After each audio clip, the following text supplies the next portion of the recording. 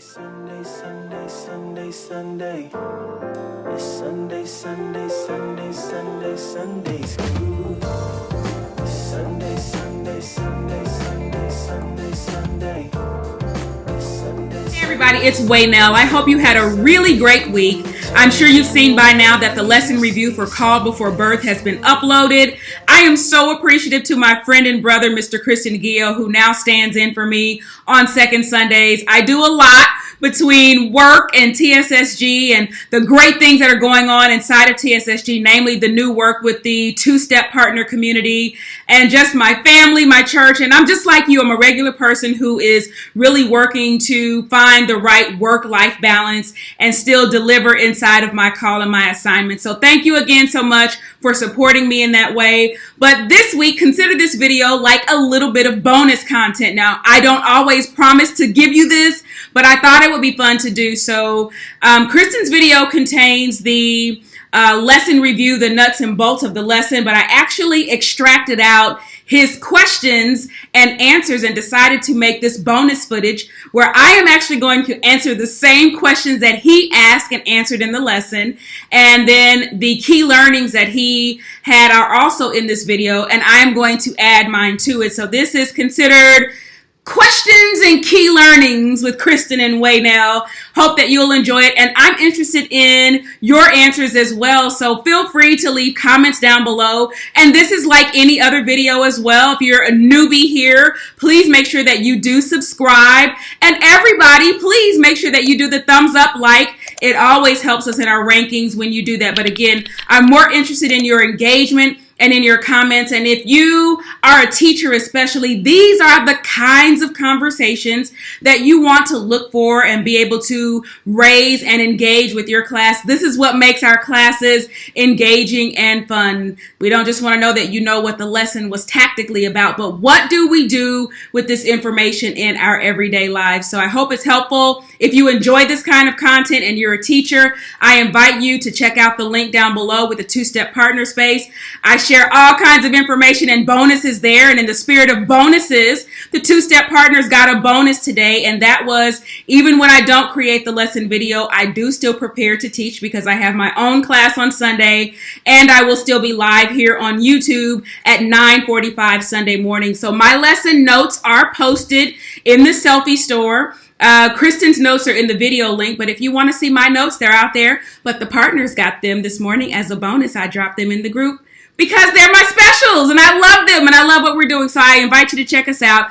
For now, let's go into questions and key learnings, and I'll let Kriston ask us the first question. What does Joseph's actions say about him? Right. I remember on the live broadcast, there were a lot of great answers, that he was a righteous, just man, that he loved Mary. I put down that he was thoughtful, that he was not quick to anger. He's told something that is truly unbelievable, yet he did not react harshly. Remember that we're told that he didn't want to expose her to public disgrace. That implies that the public did not know at the time. And so imagine hearing that the woman that you're supposed to marry is pregnant, and you know that you didn't do anything. While most of us would have a quick response, that doesn't leave space for the Holy Spirit to guide us. And that's why God warns us and tells us not to be quick to anger, right? Seek the counsel of the Holy Spirit in all things so that he will direct our paths, right? So Joseph took time to consider what to do and what the Lord wanted him to do. His actions also tell us that he is actually righteous, right? And also that we know that he loved Mary, right? That's a true love because he didn't just want what was best for him. He wanted what was best for her. All right, so what do Joseph's actions say about him? And yes, I'm referencing my notes as I kind of look as well. I think I shared on Markup Monday that I really have learned to look at the Christmas story in a different way. I literally now almost put myself into the places of these characters and what did that feel like? And I think anytime we're inside of what I'll call really tough situations, we have to sort through what we're going to do. So I now really see Joseph as like a real guy who had a real issue. You've got a woman here that you have gone off to prepare for, and she turns up pregnant, and you know you haven't touched her. That is an issue. And I see Joseph as a man who had sort of his personal feelings about a thing, believing that she wasn't faithful. And then, quite frankly, everybody knows it, or everyone will know it. And so you sort of also sort through, what will people say and what will the conversation be? And even now, we're not super kind, especially in the church, in situations where there are unwed mothers. And so Joseph, for me, is a man who has real feelings. I also see, though, that he was a man of integrity. We see that because the scripture tells us that he was a just man. So what do we actually see, or what do his actions say about him? I think the first thing that I see again is that he was a real man with real feelings. When you look at, he was minded to put her away privately. He had already made up his mind about what he was going to do, and he had every legal recourse to do so. It was certainly his option by the law. He could have done that, and his flesh made up its mind. But he was also clearly a man who had a relationship where he could hear from God. And so that angel visitation allowed him to see his situation in a way that was different. But the final thing is that I see that he was an obedient man. As I look at that visitation, I noted in here that at no point does Joseph speak back to the angel. He gets information that speaks directly to his really tough space. And when he awakes, he simply, two things I said he does. He embraces it, and he also obeys. He embraces and he obeys. And so from Joseph's actions, I think we can learn that even when we don't understand, or even when, as I put it, when life, we have a plan, and God's plan interrupts our perfect little plans. Even when it doesn't feel good, we can still know that we are part of God's plan, that God is true to his promise, and that we should obey. So that's what I get from the actions of Joseph. So let's get into some final questions. What did God reveal? The truth about Mary's miraculous conception why did God reveal the truth about Mary's miraculous conception only privately to Joseph in a dream? Why not also tell her family and the whole town? And I think that God didn't want to force Joseph into a decision, right? True enough, things had to happen this way because God's will be done, right? But Joseph had to choose to accept Jesus as his son, right? Jesus would not be Joseph's trueborn son, and Joseph had to freely make that sacrifice, right? And also, I think about the song, "What God has for me is for me." And that also means that it ain't for everybody, and it ain't everybody else's business, right? And oftentimes that's the way it is. God will implant this seed in us, and in the same way, you have a seed in like a little seeding plant, and it's not ready to be in the ground yet. You have to till it and nurture it in this special way, and then when it gets to be able to sustain itself, then you can plant it into the ground. And I think of that sometimes as how God thinks about these ideas that he has and these plans for us, right? He says, "I know that the plans that I have for you," right? The plans to prosper you and not to harm you. And these plans sometimes need time to develop and to grow and to help mature us from the inside out. And then we're ready to be planted into the ground. Right? And so some things are just made to be private, and we must decide for ourselves whether we're going to follow him or whether we're going to follow the crowd, right? So yes, things had to happen, but I think about Esther, when Mordecai said, God will deliver us, and I pray it's through you, but if it's not through you, it's going to be through someone else, right? So don't misunderstand this to mean that we can somehow thwart God's plan. And so it's best to cooperate and abide by, remember that, to abide by his instruction. The next question is, why did God reveal the truth privately to Joseph in a dream? It's interesting to me that as we look at the last couple of lessons, Matthew has taken time to let us know that God has a way of reaching us and giving us what we need. So again, as I look at where Joseph sits inside of this really tough life situation, a decision that needs to be made, the truth is when he falls asleep with only his own thoughts.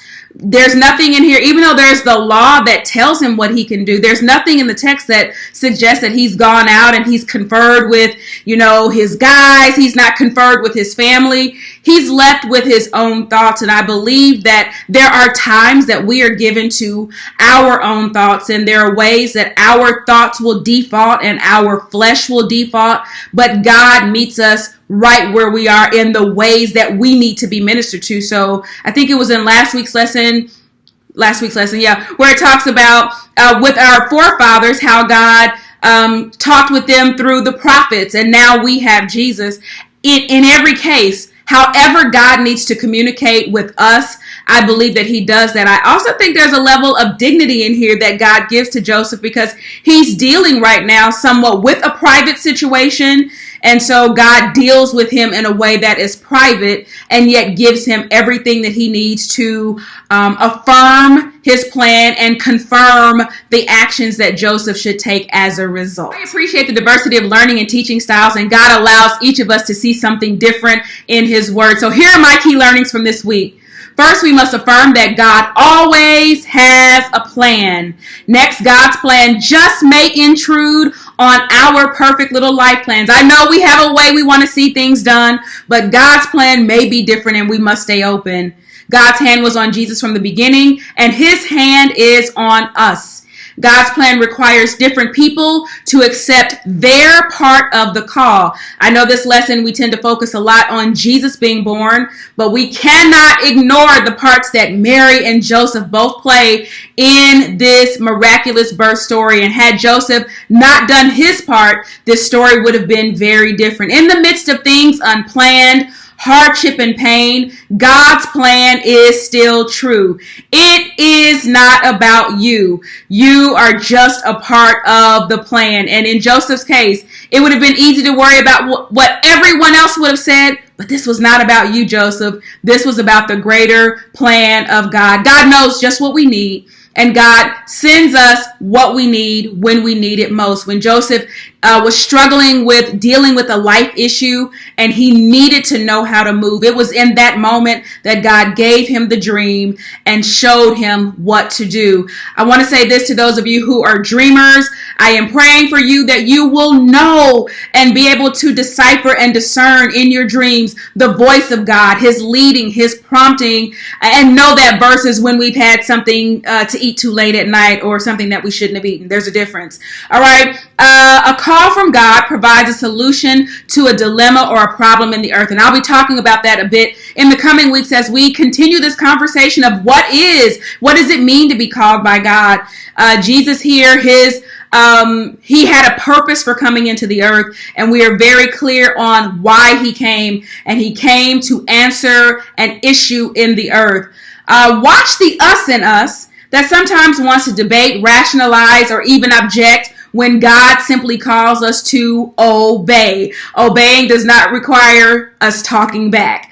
The power of God and his actions can change our minds. Let me say that again. The power of God and his actions can change our minds. If you look at the text, when Joseph went to sleep that night, he had already made up his mind. But the encounter with the angel of the Lord is what changed his mind. An encounter with God, the power of God, can change our minds. Finally, God is with us, Emmanuel. He is present even in our most comfortable life situations, and he comes to bring us an assurance that we are inside of his plan, we are inside of his promise, and that he cares for us. Those are my key learnings. I'm going to let Kriston close us out, and I will see you all in Sunday school on Sunday if you're joining me live. Otherwise, I'll see you next week for Markup Monday. Bye-bye. Before we conclude, I'd like to leave you with a couple of my key learnings. First, that angels of the Lord appeared to both Mary and Joseph to announce the birth of Jesus, right? This means that God chose a righteous couple to rear the child son of God. Now, one of the comments or questions that was in the live broadcast was, how does this story of Jesus's birth, what does that tell us about the grace that's needed in the church for out of wedlock births, right? And so to that I say we need to mature in our understanding that God forgives sin, but he doesn't condone sin, right? That we should understand this difference between these two things. And also understand the work of the new covenant. I encourage you to read Jeremiah 31, where prior to the new covenant, it was said that parents eat sour grapes and the children are set on edge, right? But in this new covenant, everyone will die from their own sins, right? When we say he washed us from our sin, it's not just our sin, but the sin of the genealogy that came before us. So it doesn't matter how a child came into this world.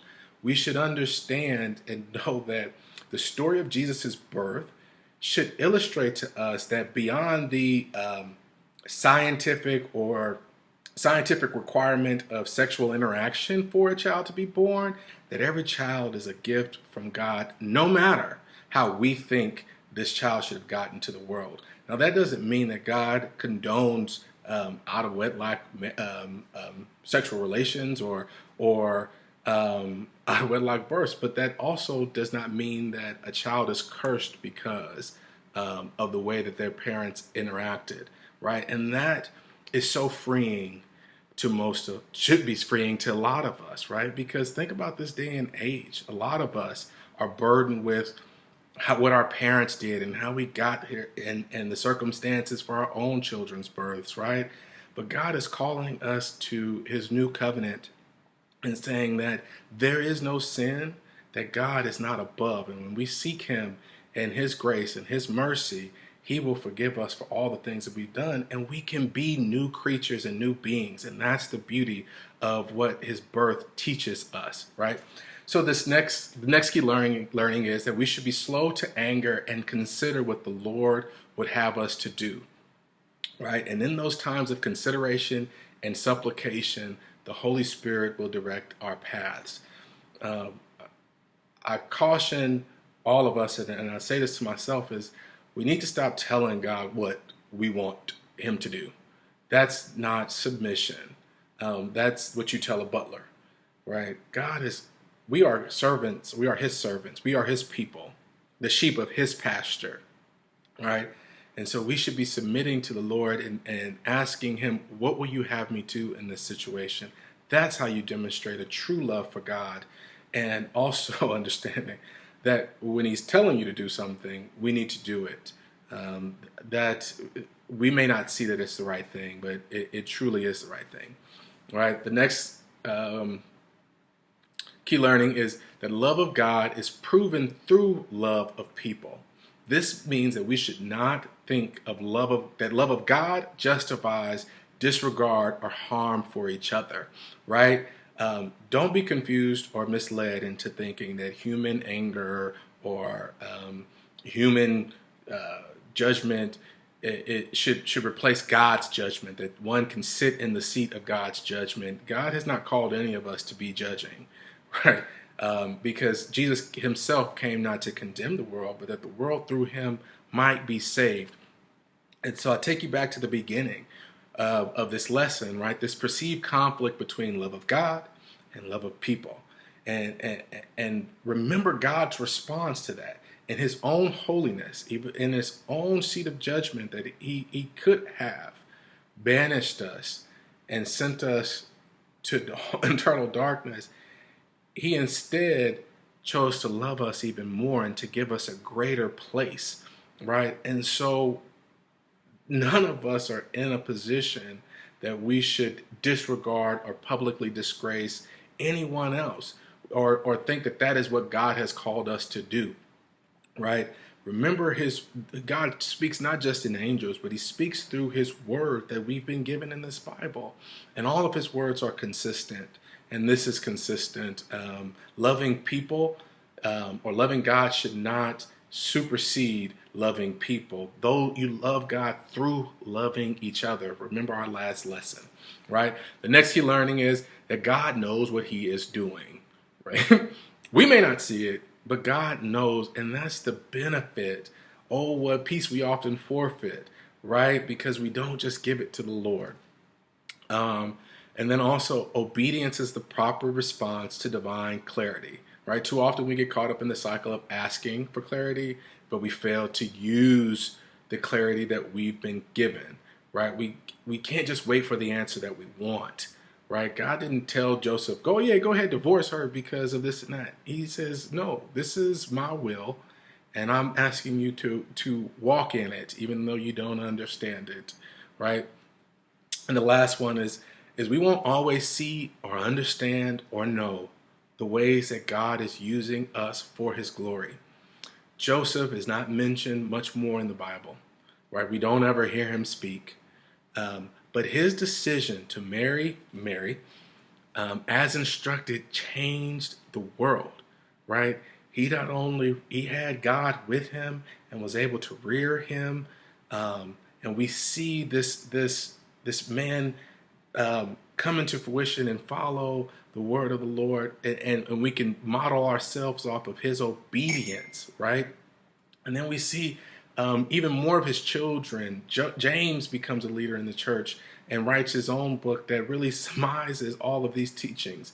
So we know that Joseph was a very righteous man and is a legend in this Bible, but we don't hear him speak, and he probably didn't see it come into fruition, right? He probably died before Jesus even began his ministry, right? And so it's important to recognize that we are in this relay race, and the things that God calls us to do, we may not see come, right? It's like Martin Luther King says, I've been to the mountaintop, I've seen over, but I may not get there with you, in the same way that Moses did. He wasn't there to take them there, but he passed the baton on to Joshua, who did take his people into the promised land. And that's where we should have comfort in. This bag makes a great gift for teachers, and of course there's a church school version as well. Visit my Etsy store for this and other great items, and look down below this video for t-shirts for all ages and sizes.